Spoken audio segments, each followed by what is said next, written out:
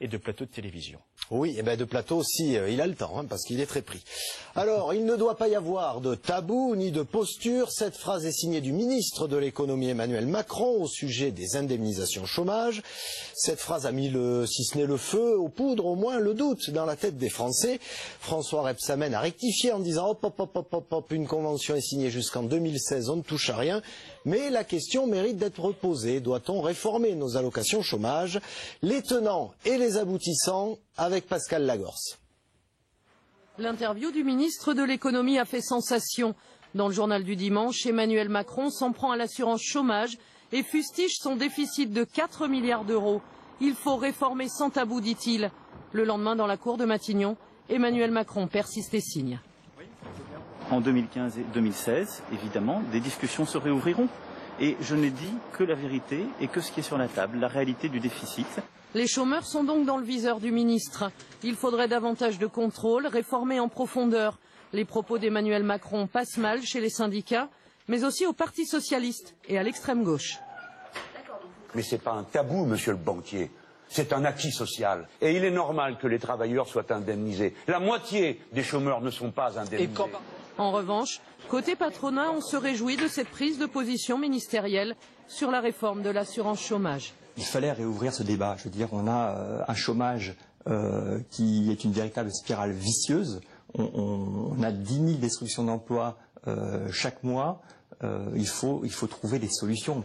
Le ministre de l'économie est sur la même ligne que Manuel Valls. Contrairement à François Hollande, plus prudent, la négociation, dit le chef de l'État, viendra le moment venu, mais pas immédiatement. Alors, avec nous pour débattre d'une éventuelle réforme ou pas de nos allocations chômage, Grégory Martin, bonjour. Bonjour. Vous êtes le secrétaire général de la CFDT Midi-Pyrénées. Alors, nous avions évidemment invité un des représentants du patronat, MEDEF, CGPME, mais aucun d'entre eux n'a souhaité ou pu être avec nous. Tant pis pour eux, tant pis pour nous. Alors, est-ce que ce système d'indemnisation chômage est trop généreux, d'après vous, Grégory Martin ? Ce que m'inspirent les différents commentaires sur le sujet, c'est d'abord que le gouvernement ferait bien mieux d'aller chercher les contreparties au pacte de responsabilité en matière d'emploi, plutôt que de s'occuper de l'assurance chômage, qui est le travail des partenaires sociaux, patronat et syndicats sous l'égide de l'État. Et que donc, quand il s'agit de réformer, tous les 2 ans, la CFDT participe à la réforme de l'assurance chômage pour adapter les dispositifs, la précarité augmente, il faut modifier un peu les règles. Quant à savoir si le système est généreux, je rappelle ici qu'il y a 250 000 personnes en Midi-Pyrénées qui sont en situation de chômage. Seule la moitié sont indemnisées, que grosso modo la moyenne d'indemnisation tourne autour de 1 100 euros. Je rappelle aussi que 50% des travailleurs qui sont au chômage aujourd'hui travaillent en même temps qu'ils sont au chômage. Donc on voit bien que l'idée que les chômeurs seraient dans le waiting à attendre est bien loin de la réalité, et que tant que ces attendus, ce diagnostic n'est pas posé réellement et qu'on raconte des salades aux Français, eh bien on pourra débattre dans le vide des vraies solutions pour l'emploi aujourd'hui en France. Alors Laurent, un premier tacle au gouvernement de la part de Grégory Martin, mais pourquoi ça vient sur la table ce débat aujourd'hui? Avant de répondre à votre question, Patrick, un état des lieux chiffré. L'assurance chômage en France, c'est d'abord une durée d'indemnisation d'entre 2 ans et 3 ans maximum, 3 ans pour les plus de 50 ans. C'est aussi en moyenne une indemnisation qui porte sur entre 57 et 74% du salaire net. Et en Midi-Pyrénées, c'est très précisément 127 351 personnes indemnisées. 47% de ces personnes sont d'ailleurs localisées en Haute-Garonne. Indemnisation moyenne 1090 €, sachant que la durée est en moyenne d'1 an et 4 mois. Voilà pour les chiffres, voilà pour les têtes des lieux. Alors votre question, Patrick, pourquoi maintenant? Pourquoi maintenant? 2 réponses. D'abord, une raison franco-française. Le gouvernement est enlisé, il est embourbé, il doit donner l'impression du mouvement. Il faut réformer, il faut aller de l'avant. Il en va de la survie de François Hollande. Raison maintenant budgétaire lourde. Bruxelles va se pencher sur la copie budgétaire française. Elle doit donner un avis. À partir de ce moment-là, il faut donner des gages. Mais Grégory Martin peut se rassurer, car avant cette émission, on a contacté 2 personnes qui ont répondu par SMS. Catherine Lemorton, députée de Haute-Garonne, présidente de la Commission des affaires sociales. Pas question de toucher au dossier. Même son de cloche du côté de Christophe Borgel, numéro 3 du Parti socialiste.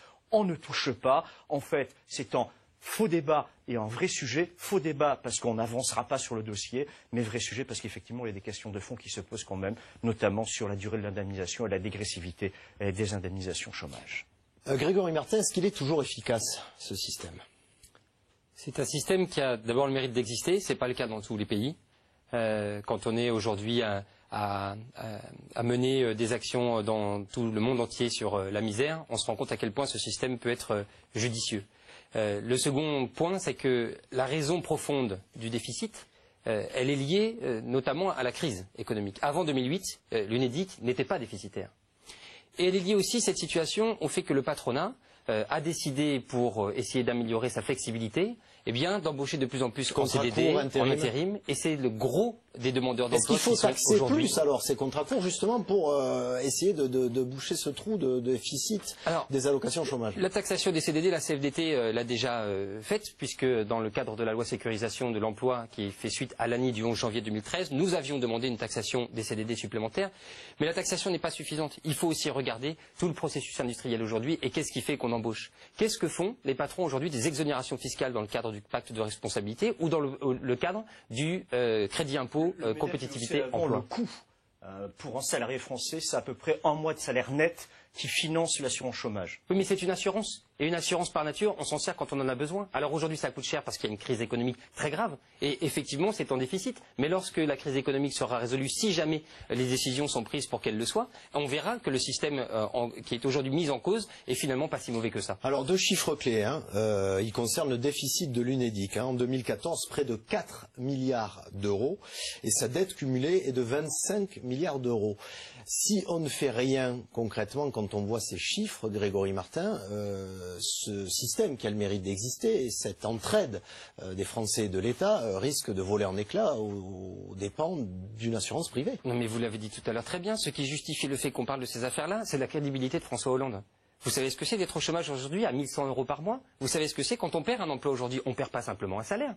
On perd aussi une condition sociale, on perd un regard des autres, on perd le lien, et plus on reste longtemps au chômage, plus il est difficile d'en retrouver. Si vous avez aujourd'hui 50 ans, que vous vivez en Ariège et que vous n'avez pas de qualification, vous êtes quasiment certain de ne plus jamais retrouver un travail. Alors moi je veux bien qu'on vive dans une société où, lorsqu'on se retrouve dans cette situation-là, eh bien on reste au banc de la société. On sait que le chômage coûte cher pour l'ensemble de la société, y compris pour les entreprises, parce que les chômeurs coûtent de l'argent. 50% des Français sont favorables à une remise en cause de l'assurance chômage. Oui, mais c'est pas parce que les Français, aujourd'hui, avec les éléments que vous donnez et que l'ensemble de la classe politique donne sur un ton un peu populiste qui est de dire les chômeurs ça glande, excusez-moi d'utiliser ce terme, qu'il va falloir pour autant aller sur ce sujet. La priorité pour vous aujourd'hui, c'est quoi pour conclure? La priorité, c'est la politique de l'emploi. La priorité aujourd'hui, c'est d'investir dans les filières d'avenir, notamment la transition énergétique, dans les filières économiques pour le bien des populations, la santé, le logement, le bâtiment. C'est aussi les nanos, les biotechnologies. C'est comme ça qu'on va résoudre le problème du chômage. C'est en embauchant les gens, et pour les embaucher, il y a des stratégies qui sont menées aujourd'hui. Il faut que les patrons, demain,